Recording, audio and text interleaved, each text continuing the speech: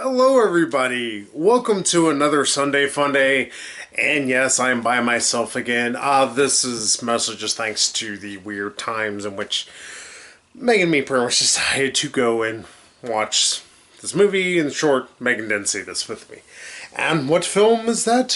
Why, of course, it is Spenser Confidential. I don't know why I did that accent with it, but it works. So, real quick, just to explain why Megan didn't watch this with me, it was one of those, because of the fact that coronavirus has all theaters around the entire country pretty much shut down, there's no real movies that are able to be seen, so of course we weren't able to see the movie that we were wanting to see. And we're like, yeah, fuck it, let's just watch this, I guess. And I decided I'll just go watch it myself and give you all a quick review. So sorry this is coming out a little late. I, in fact, just finished watching it maybe around 30 minutes ago. Tried to let it marinate a little bit and let it sit in my brain and give you my freshest thoughts on Spenser Confidential. So, quickly to kind of tell the plot of Spenser Confidential, nicest way is it's pretty much a movie adaptation of the show Spenser for Hire.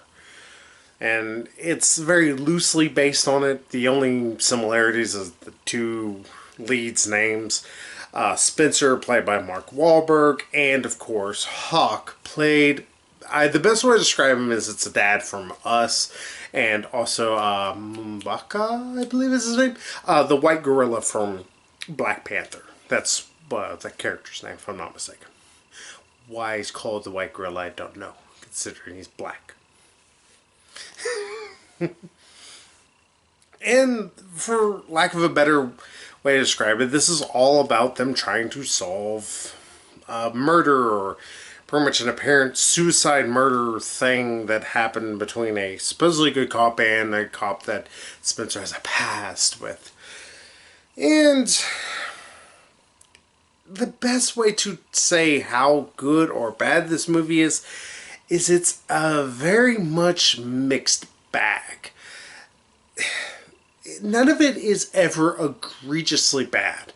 Like, the worst part of it, strangely enough, is the action in the movie, because this is a Peter Berg movie, so Peter Berg sometimes has the issue that his action sometimes gets cut a little too quickly, and only that, but he likes to shake it around, like, oh, let's wiggle the camera around for some reason.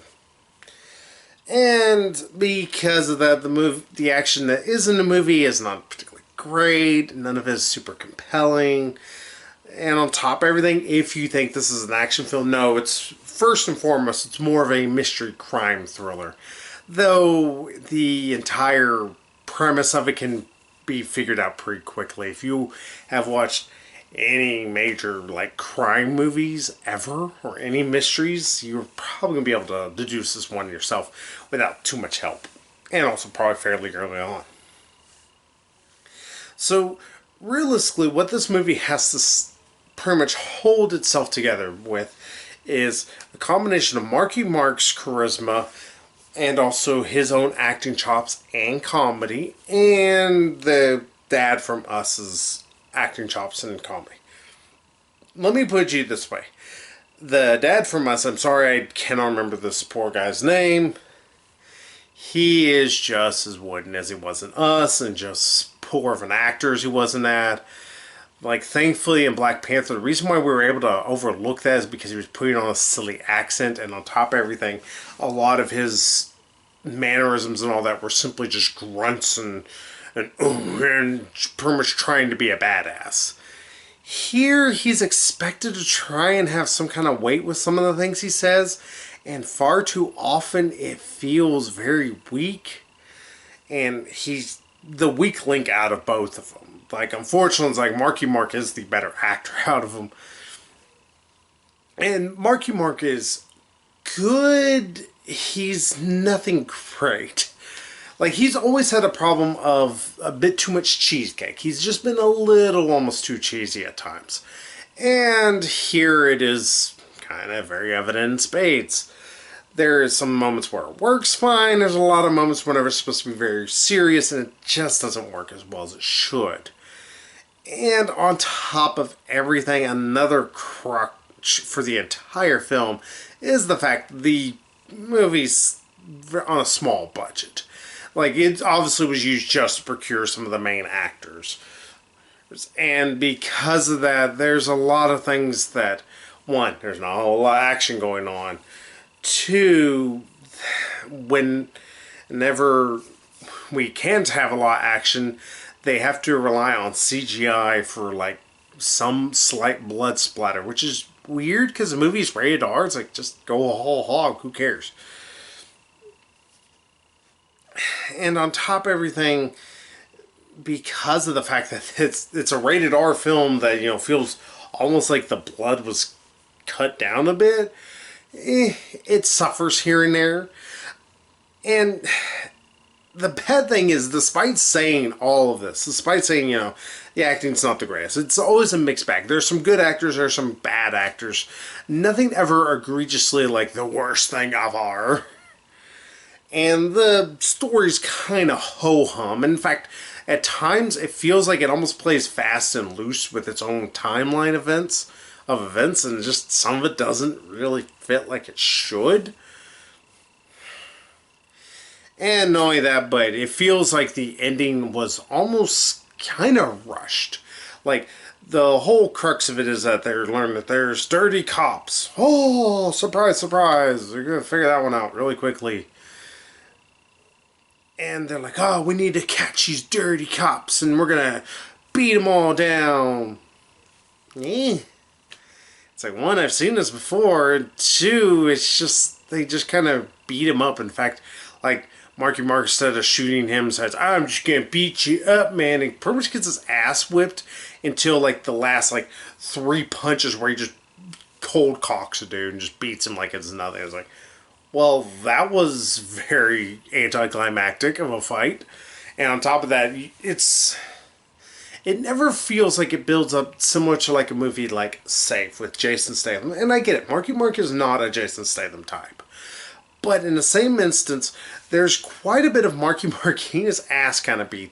There's some moments where he does decent, but then there's a whole lot of this other guy who was never built up as anything but just a guy who happened to be his partner at one point. And then just, he can kind of hold his own for a second until he just gets beaten easily. It feels like a very poorly put together wrestling match, is the best way to put it. It's weird to describe it because, like, I really didn't care for the first, like, 20-30 minutes of the movie. Maybe because the story really didn't feel like it got started till about maybe nearly 20 minutes in. This is a 2-hour long movie on top of that. And the last 15 minutes were incredibly rushed and it felt like there was something else missing from it. But I kind of cared about the middle part, if that makes sense. Sure, the mystery of it just is not done particularly well, especially considering, like, eventually there's supposed to be evidence that Marky Mark's trying to get to be able to clear this one cop's name, and he takes it to the feds, and they just seem to be apoplectic about it, and they're like, or not even apoplectic, but just apathetic. Sorry, I keep using the wrong word. But I would say they acted apoplectic that he brought it to their attention. And it's these two, like, federal officers who, they're only in, like, 2 scenes, or I'm sorry, they're in for 3 scenes. And one, there's this lady cop who everything she says is said like this. It feels like somebody trying to act like they are trying to be poor actor or person. It's odd. The entire time she's talking, I'm like, why is she doing this odd, like, separating every syllable she says? And the other guy, he's super excited about everything he says. It's so funky. The entire conversation between him and these 2 federal agents. And it's like, what the fuck movie did I just walk into? It's so weird. This movie cannot figure out its tone on top of everything. Like, there are times that it tries to go for, a bit of a hard-boiled kind of cop film. You know, it almost wants to be a 21 Bridges, but then other times it tries to be the nice guys. And it never figures out that happy medium between them. And it's like, okay, movie, either you're serious or you're going to take things kind of silly every now and then. Pick one and stick with it, because you're not able to do this middle ground shit. It's just not pulling it off well. I don't know. I'm really torn with the movie. There's a lot that I shouldn't like about this movie. Like, what's the word I'm looking for? The supporting actor. You know, the guy from Us and all that. He's very bad. There's no two ways about it. He's just a bad actor. Every time he looks confused. It's like he got bad direction and just doesn't know what the director's saying. Like, the director's saying something, and it's so weird. It's like, can you not read lips? I mean, what the fuck is his face? He just... And, like, when he's supposed to be, like, getting, like, angry or anything, he just looks mildly annoyed. It's weird. And it's not that Mark Wahlberg is not a charismatic actor. He can be very charismatic, and he can actually make me give a shit about, you know, shittier movies. Here, he doesn't make me give a ton of shits, but I do give some shits. And it's also bad because there is, I can't remember her name. I want to say it's Leticia or something like that. But the one wife who, you know, he's trying to clear his name so that way, you know, because the wife said he's a good cop and all this other stuff. You know, it's bad because she's not in a ton of scenes, but she's a really good actress. She can really emote. She can really have some range with what she says. It constantly feels like this movie was shot in like 3 days, and they're like, well, fuck it, we're just going to go with the first take we get. And it sets itself up for a sequel.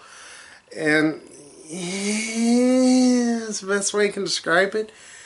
Like, Nice Guys, I really enjoy because both actors, you know, Russell Crowe, for all of his shittiness that he is as a human being, and also Ryan Gosling, who I actually don't mind. He doesn't seem to be such a horrible human being like Russell Crowe, strange enough. He should be a lot worse of a human than he is. Like, they really seem to work together, and they seem to really bounce off of each other really well, even though I thought the movie should have been a little bit shorter.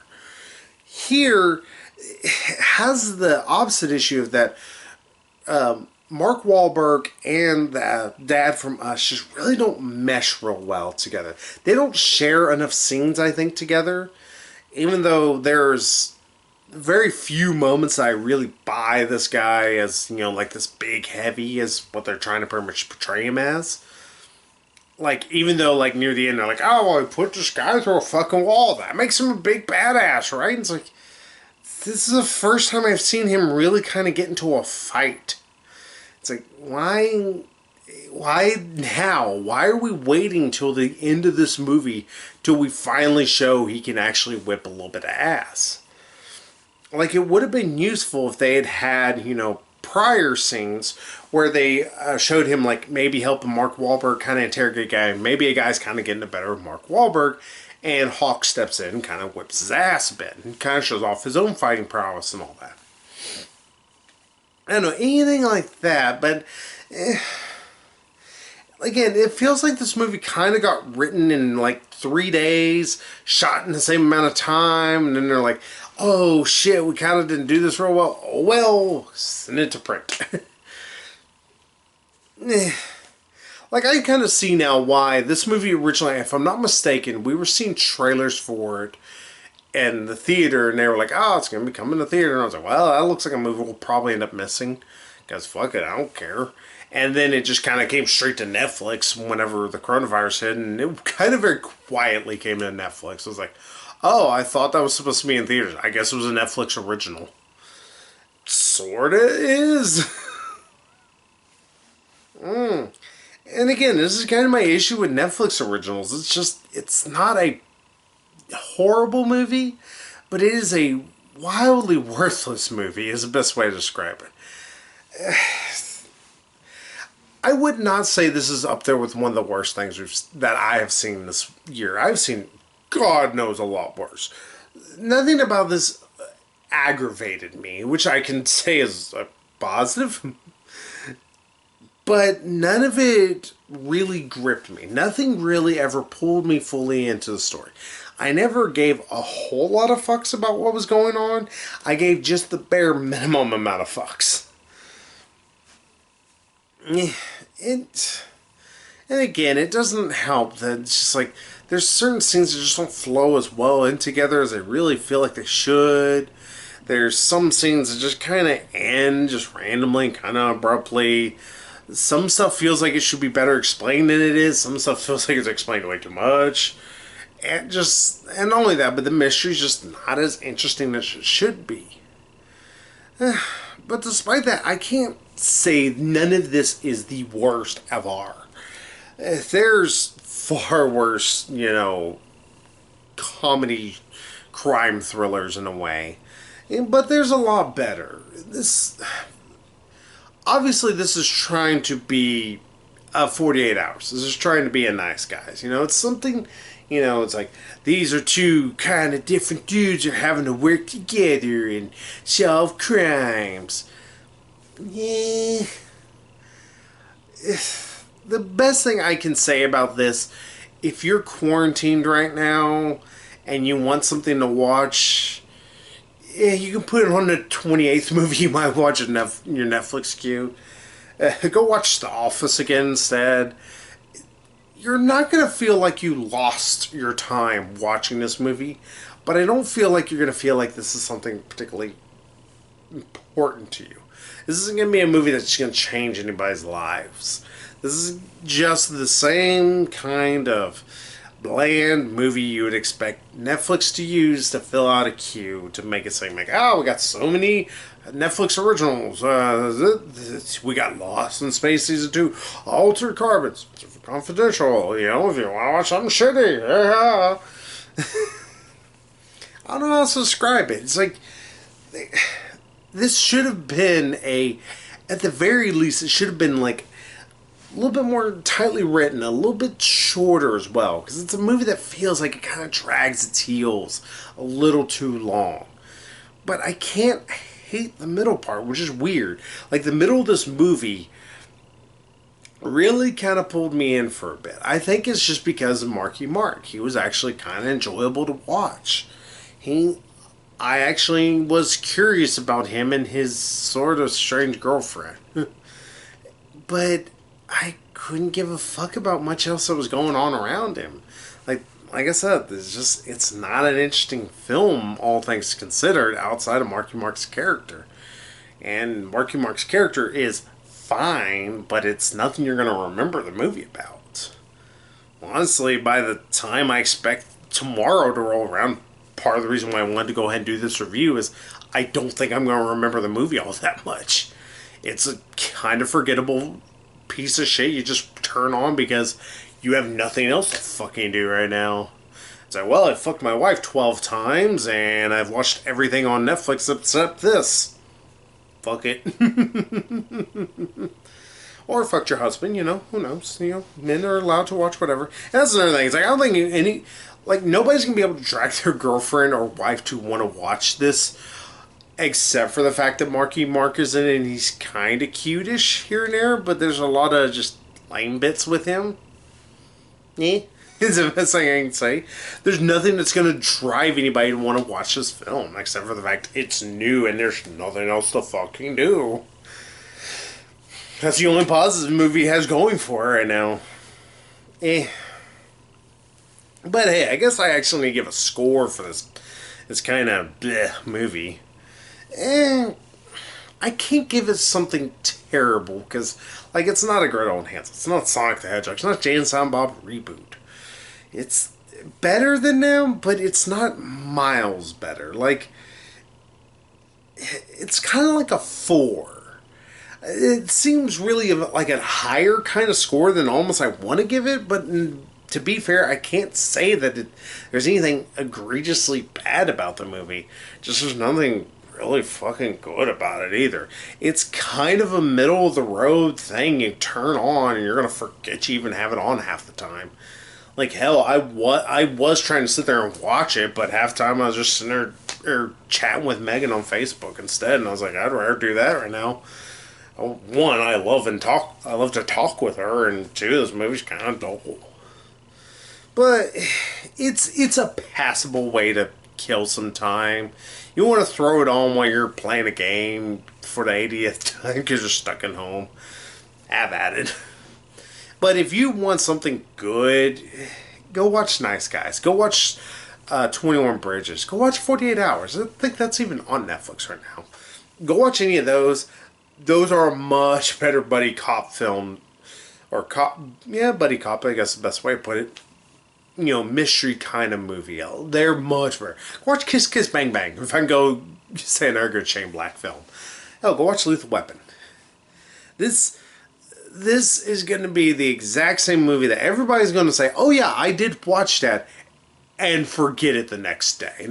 And somebody will talk with them after they get out of quarantine. They'll be like, hey, so did you watch anything besides, The Office for 48 times? And they'll go, oh yeah, so I was on Marky Mark. I don't remember the name of it anymore. That's the best thing. It's a thing that exists. It's not even bad enough to stick in my brain. That's another kind of terrible thing about it. But at the same time, it's like, I ain't gonna elevate that much. I'm not gonna remember the fucking thing. Like, I know Megan and me are gonna be doing our end of the year list at the end of this godforsaken year, and I'm gonna go, oh yeah, that was the thing I watched. Okay, that was the thing. If I had to put it on a list because there's that many good movies, which surprisingly, actually, I've been in quite a few good movies. It can make the worst of, but it's probably going to be one of the easiest ones to cut off because there's nothing that bad. Sorry, I'm kind of vamping a bit. But hey, I will be back with y'all maybe tomorrow. Just depends. There's something I'm actually kind of curious about giving my opinions on. Also kind of watching. I think it might kill me, though, to watch it. But hey, we'll see what happens. And in fact, I'm not even going to tell y'all what we're going to watch next week because it's still up in the air, much like everything right now. So until then, I will see you all later. So, bye-bye, everybody.